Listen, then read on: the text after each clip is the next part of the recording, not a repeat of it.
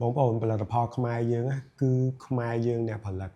ដូចនេះការញ៉ាំគឺញ៉ាំដោយទំនុកចិត្តអត់បារម្ភរឿងការដាក់សារជាតិធ្វើឲ្យប៉ះពាល់ដល់សុខភាពយើងឯងជំរាបសួរបងប្អូនអរគ្នាថ្ងៃជួបគ្នាម្ដងទៀតហើយជាមួយនឹងការ review នៃផលិតផលខ្មែរយើងបាទអញ្ចឹងថ្ងៃនេះខ្ញុំមានផលិតផលមួយចង់ចែកជូនបងប្អូនឲ្យបានដឹងថាវាជាស្នាដៃរបស់កូនខ្មែរយើងតែម្ដងអញ្ចឹងនៅក្នុងដៃខ្ញុំនេះគឺជាអាហារសម្រន់ដែលយើងអាចញ៉ាំបានគឺអាម៉ុកបាទអញ្ចឹងបងប្អូនជួយឆ្ងល់ថាគ្រាន់តែអាម៉ុកសោះចាំបាច់យកមកបង្ហាញមកប្រាប់អីគេលក់មួយកណ្ដោអត់ទេបងប្អូនអាម៉ុកមួយនេះវាពិសេសជាងគេបន្តិចពិសេសត្រង់ណាត្រង់ថាអាម៉ុកមួយនេះគាត់បានកែច្នៃមានន័យថាគាត់យកអាម៉ុកខ្មែរយើងហ្នឹងទៅលាយជាមួយនឹងរសជាតិផ្សេងទៀតបាទមានដូចជារសជាតិសារាយរសជាតិផ្លែឈើបាទហើយនឹងមានដូចជា3 4រសជាតិទៀតតែខ្ញុំយកមកបានតែ2រសជាតិនេះទេបាទអញ្ចឹងវាពិតជាពិសេសមែនទែនសម្រាប់បងប្អូនខ្មែរយើងដែលចង់គាំទ្រផលិតផលខ្មែរយើងអាចពិចារណាផលិតផលមួយនេះបានបន្ថែមទៀតបាទអូខេអញ្ចឹងចង់ដឹងលម្អិតថានៅខាងក្នុងការវេចខ្ចប់វាស្អាតមិនស្អាតអនាម័យឬក៏អត់ឬក៏បែបណាអញ្ចឹងទៅទស្សនាវីដេអូលម្អិតជាមួយខ្ញុំទាំងអស់គ្នាអូខេបងប្អូនឥឡូវយើងមកមើលលម្អិតពាក់ព័ន្ធទៅនឹងការវេចខ្ចប់ផលិតផលមួយនេះវិញណាបាទអញ្ចឹងយើងមើលលម្អិតរូបរាងវាមកជុំបាទ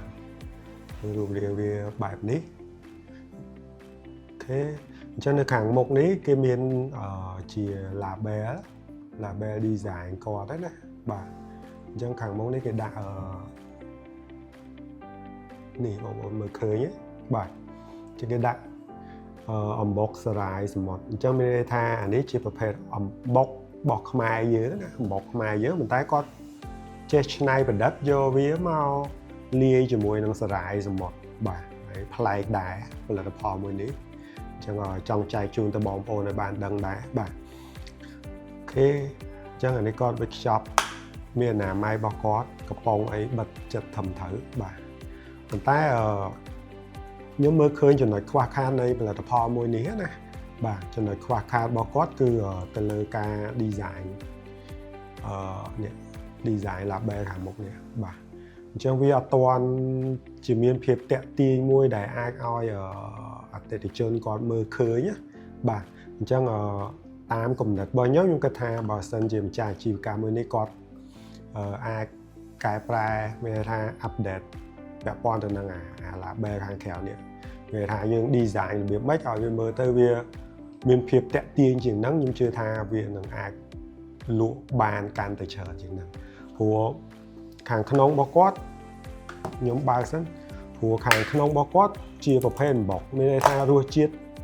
គឺល្អខ្ញុំគិតថាល្អរសជាតិគាត់ព្រោះវាប្លែកដែរអានេះជាប្រភេទអំបុករបស់ខ្មែរយើងអានឹងជា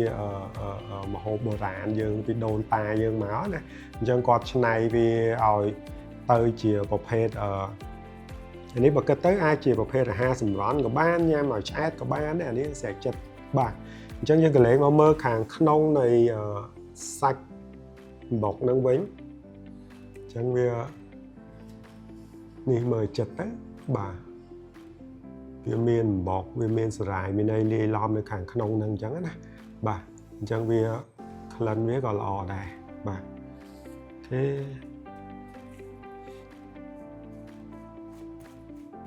ចឹងខ្ញុំមើលទៅថាអាចប្រកួតប្រជែងជាមួយគេបានបើសិនជា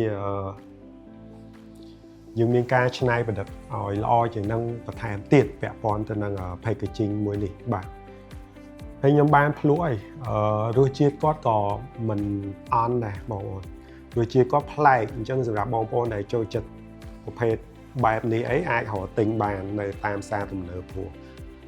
ភាគច្រើនផលិតផលបែបនេះអីភាគច្រើនគឺនៅក្នុងផ្សារទំនើបបានយើងរកបានអញ្ចឹងណាបាទអញ្ចឹងអាចទៅរកនៅក្នុងផ្សារទំនើបទៅបាទហើយនៅខាងក្រៅនេះគេដាក់ផលិតផលខ្មែរនេះគេដាក់ផលិតផលអីគេ ផលិតផលប្រទេសកម្ពុជាបាទហ្នឹងហើយអញ្ចឹងវាគាំទ្រទាំងអស់គ្នាដើម្បីឲ្យពួកគាត់មានលទ្ធភាពក្នុងការអាប់ដេតឲ្យផលិតផលនេះវាកាន់តែល្អហើយ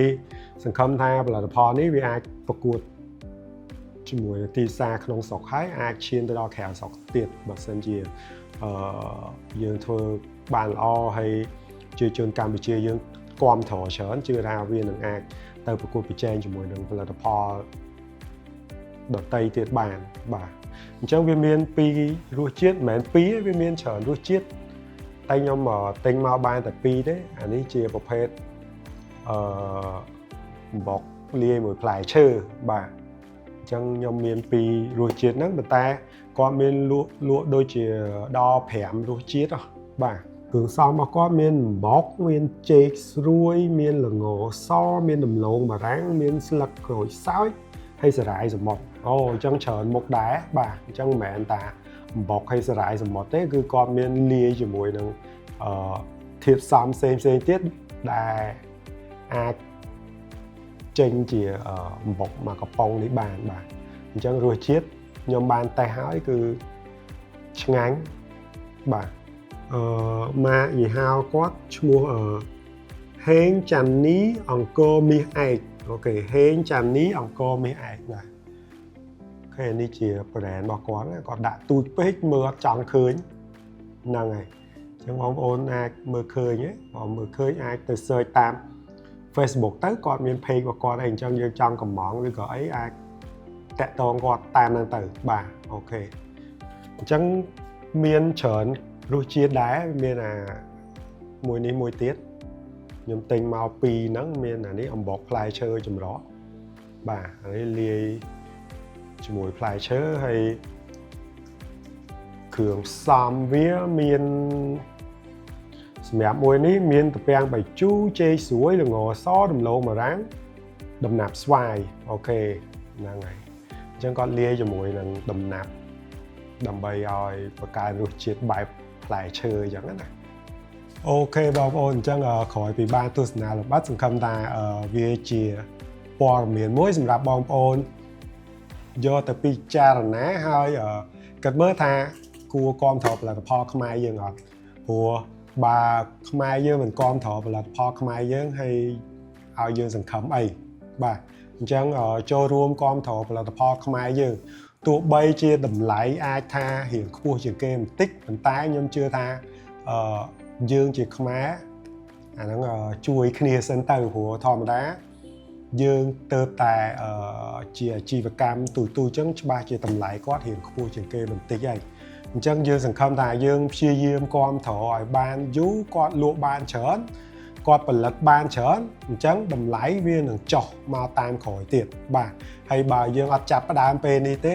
យើងអត់ដឹងថាយើងត្រូវចាប់ផ្ដើមពេលណាម្ដងទៀតទេអញ្ចឹងដើម្បីប្រជាជនដើម្បីខ្មែរយើងអញ្ចឹងគាំទ្រផលិតផលខ្មែរយើងទាំងអស់គ្នាបាទអញ្ចឹងអរគុណបងប្អូនសម្រាប់ការទស្សនាហើយជួបគ្នានៅវីដេអូក្រោយទៀតហើយបើសិនជាចូលចិត្តវីដេអូនេះសូមកុំភ្លេចជួយ follow page ម្នាក់មួយផងអរគុណច្រើន